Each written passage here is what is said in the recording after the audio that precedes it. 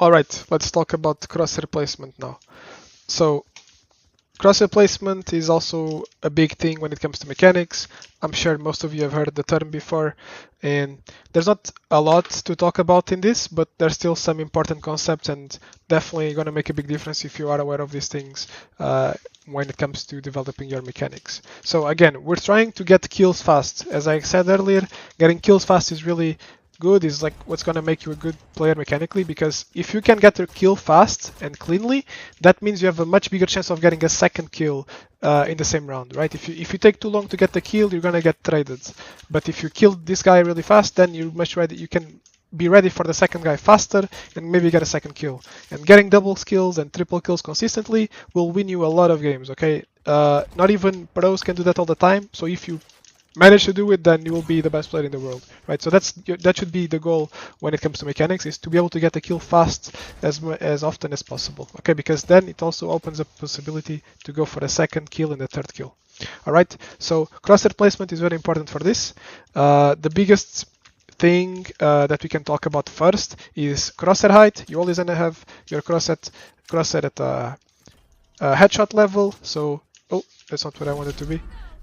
So when you want to move your crosshair around the map, you always want to have it where you think on the horizontal line you think that your opponents are going to show up, right? So this is like the horizontal line where my opponents can show up, because this is where the ground is. So the head is always going to be around this horizontal line where I'm aiming, and I don't have to be adjusting from high to low, and it's much harder if I have to correct multiple directions instead of just moving all on the same horizontal line. And it's much cleaner, much faster, and it's going to improve your mechanics a lot. It's also less tiring for you as opposed to like moving from up and down all the time and diagonally if you don't have good crosshair placement. Okay, just having it, if you just make an effort to always have your crosshair at head level, you're going to get kills much easier.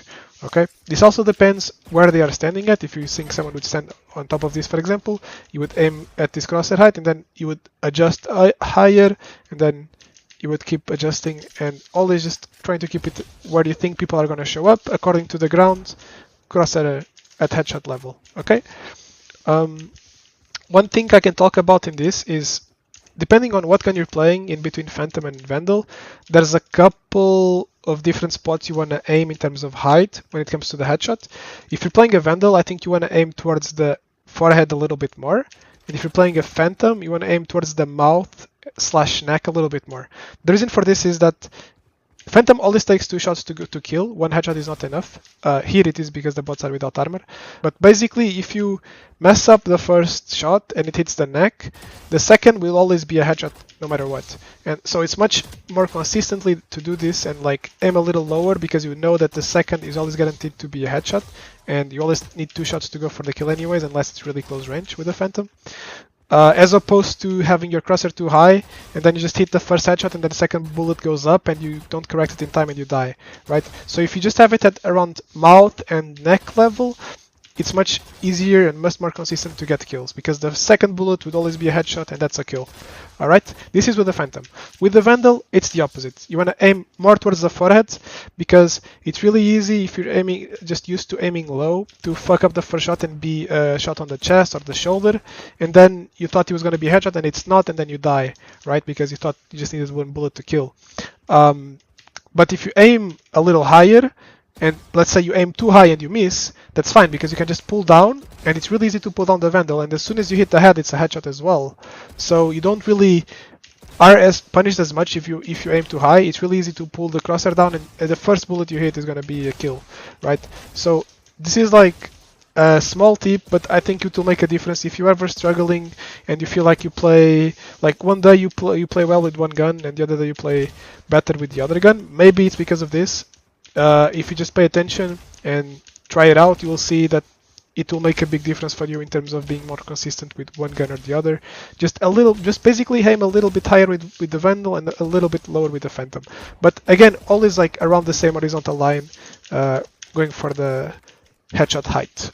Okay, the next topic on crosshair placement is pre-aiming. This is maybe the most important topic of all, and it's all about peeking an angle before you take a duel. Okay, so all you want to do really is you want to aim through the wall. So if you know where your opponent is standing, or if you expect your opponent to be standing somewhere, for example here, I expect him to be around this area, I'm not going to go around with my crosshair looking like this and then try to adjust and then go for the kill. This is way too hard, it's way too tiring for your hand, and it's not quick at all.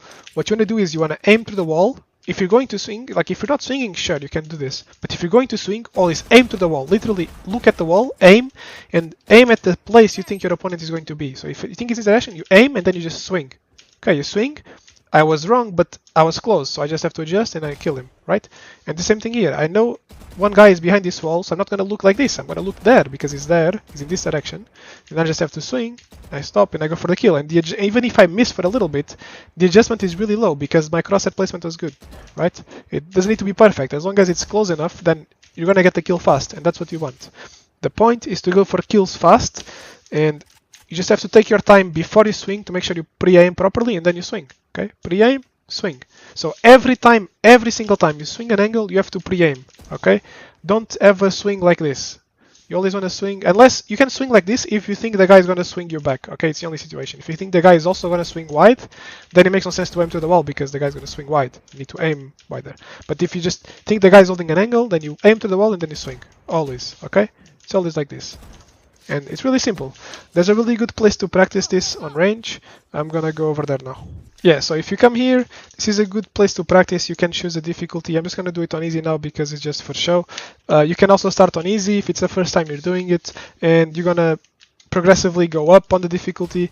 And it's just, I think this is good. I've done this with a couple of people that I've coached, and it's a good way of understanding what pre-aiming is. So basically just want to go around, take your time. Like, doesn't matter if the bomb is going to explode, doesn't matter. All we're trying to do here is practice crosshair placement and pre-aiming. So just every angle you swing, aim through the wall. Okay, if you think someone can be there, aim to the wall and then you swing. So aim to the wall, swing, aim to the wall, swing, aim to the wall, swing, aim, swing, pre-aim, swing. I see him, I go for the kill. Okay, aim to the wall. I'm aiming here because I think the guy is in this direction. I swing. Okay, no one's there. Maybe he's here. I swing. He's there. Okay, I do a little adjustment, I go for the kill. It's always like this, okay? This is all you have to do. And then you can go back here and restart and go again. Okay, so this is a good place to practice. You can go up the difficulty. It's also a good way to warm up sometimes, depending on what you feel like you need to warm up. And yeah, this is basically what pre-aiming is. It's really important that you master this and you do it all the time. It's gonna make you be able to get kills much easier than if you're like going around the angles like this all the time. Alright, if the guys are not swinging you back, then you're just putting yourself in a really hard position mechanically. Okay, one of the last topics when it comes to mechanics is holding angles. In general, holding angles in Valorant is not the most powerful thing to do, but it's definitely something that should be done every game, almost every round, depending on the scenario and the position that you have. I think the first thing we need to understand when it comes to holding angles is what kind of angle are you holding and what's the position you're at. So I would say there's two types of positions that you can be holding an angle from, and I call those preferable angles and off angles. Okay, I think off angles is a much more known term. Preferable angles is just the way I call it. But basically what this means is if you're holding an angle like this, for example, I'm in this position and I'm holding this angle, and as soon as someone shows up I can shoot my gun and instantly just go right side and I'm safe, I'm behind the wall. This is a preferable angle, okay? And you can do it from each side. If I'm holding an angle here and as soon as someone shows up I can shoot and instantly fall to the left side and be safe. If I can instantly be safe after I shoot, this is a preferable angle as well.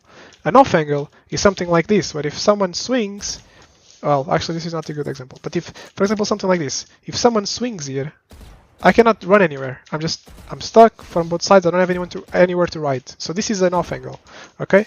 So if you're holding, like for example, this angle here, this is a preferable angle, right? Because if someone swings, I can instantly go safe.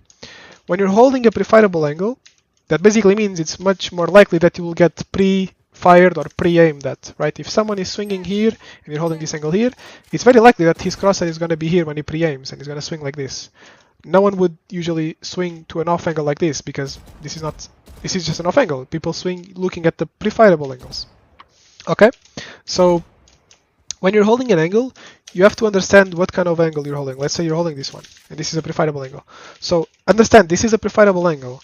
So that means that the amount of time you have after the guy swings is very low, because he's gonna swing with your crosshair, with this crosshair already close to where you're standing, right? So you have to either get a kill really quick, or you just fall back and don't even take the fight. Okay, so you have to understand, if you're holding a preferable angle, you're not gonna have a lot of time to get the kill. Okay. Also, his reaction time is going to be better because he knows exactly when he's going to swing, so he can swing and counter strafe and then go for the kill on his own timing, and you are reacting to his swing, so you're always going to be slower if you're just holding a preferable angle. Now, what can you do to turn this into your advantage? First of all, you have to understand what place is your enemy swinging from. For example, this angle in particular, it's a very narrow zone for the guy to be swinging at, right? He doesn't have a lot of space. He has a big object right in front of him that takes up vision. Usually when people are swinging from these positions with no space, they tend to get some space, so they want to have space, so they swing wider. Okay, so if someone is swinging on a position where they don't have a lot of space, you should expect most of the time people to swing wide. The only times they should not swing wide is if they know exactly where their opponent is and they just do something like this because they're not worried about not having vision. They know exactly that you're standing there and that no one else is close. If they know this, they will just do like this. If they don't know, they will swing wide. And then I think the other situation they will do this is if they do have the space and if they're just unaware. Okay, usually people will just swing wide in this scenario. Okay, so if you're holding an angle like that, then maybe what you can do is, first of all, move out of the preferable angle and get a bit of an off angle. Doesn't need to be a full off angle. You can still get from to safe rather quickly from here, just not as quick. But so it's like kind of in between.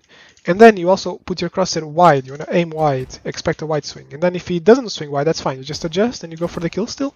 But if he does swing wide, then you're more ready than if you were holding something like this. And then you don't know when he's going to stop, right? If you just have it more in the middle, then he either stops on your crosshair or just a little bit before or just a little bit after. Okay. And if you're holding from this position that's more of an off angle, then you also will not be dying as quick as you would otherwise. Also, ADSing, so aim down sights, is a really good tool when it comes to holding angles because you can have more precision shooting and you're basically getting a shorter distance to the position than your enemy will have, so it's easier for you to get the shot. And since you have a disadvantage when you're holding an angle, I think ADSing is a really good tool to use to even out the odds a little bit as well. Now, you also have to keep in mind, is this an angle? You're like, depending on the state of the game, is your enemy gonna swing fast because they want to swing to clear an angle, or are just going to be walking out because they're unaware that you're here? If you think they're just going to be walking out, then you don't need to hold wide. You can just hold a little bit closer, right? So it's also about understanding if they're going to run or if they're going to walk. If you have sound as well and is like close enough, you can also tell. Also, another thing, you have to take in mind the distance of the duel. If you're fighting from far away, like the angle is here, the amount of crosshair that I have to move my mouse from for a wide angle is not that much. I'm not moving my mouse much, right?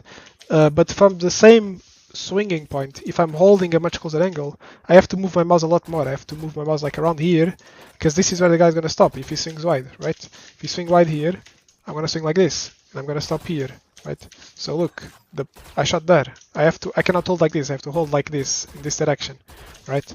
But if I'm holding from here, it doesn't seem that's like such a big angle, but from close it's much wider than you would think. So basically what you need to understand is if you're fighting someone really close to you, they're going to take more space in your screen quickly. So you need to have, if you're holding an angle close, you need to aim wider, and if you're really far away, then you want to aim a little bit closer to the angle, because basically just think about this. One step from this distance, like if your opponent does one step, it's almost not going to move your crosshair, a lot, right? It's just one step.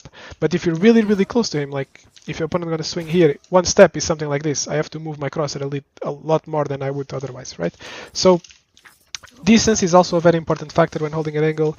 I think the big three that I just mentioned is like the biggest three tips is think about your position. Is it a off angle or preferable angle? Adjust to that.